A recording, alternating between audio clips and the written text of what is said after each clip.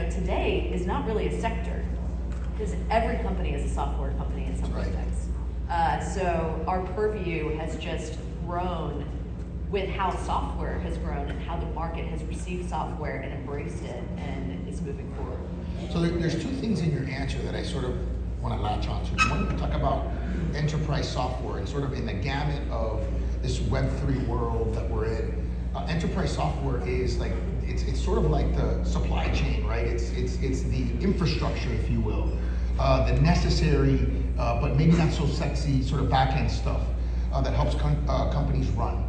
I can see why, as an investor that has that niche, you would be successful I would presume it would be a little bit less volatile than some of these other companies. That's one. And then the second sort of thing I want to latch on to is you talked about profitable growth.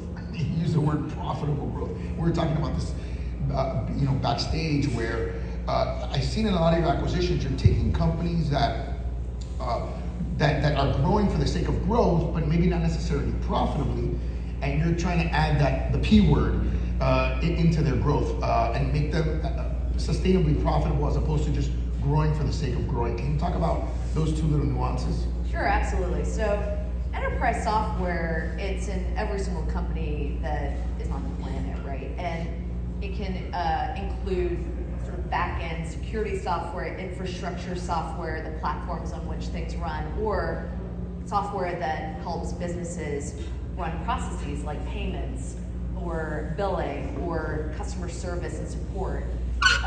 So really it encompasses the entire spectrum of processes that help any business, whether it be a retailer, oil and gas company, industrial company, run. The thing I think is very interesting is, that's pretty old school, right? But we constantly need to innovate. So when we started investing in software, we were investing in businesses that were sort of on-premise software, needed big data centers in companies, and we made the transition to investing in SaaS software based in the cloud, first in the private cloud, now in the public cloud.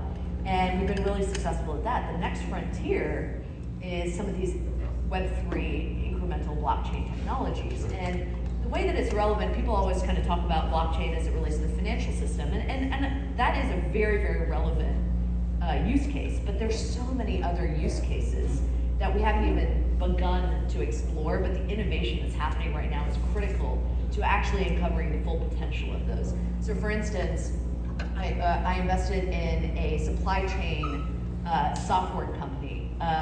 It's quality management software for pharma, a company called Suarez that we ended up selling to Honeywell.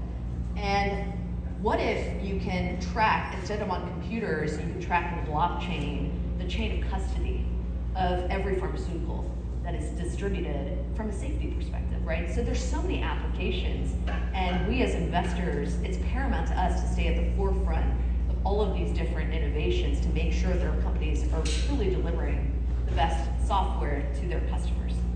And so to your second point, profitable growth is interesting because over the last 4 or 5 years, it's sort of been a growth at all costs mindset. We're sitting here saying, well, that's good until the music stops, until capital becomes scarce and you need to start self-funding your investments.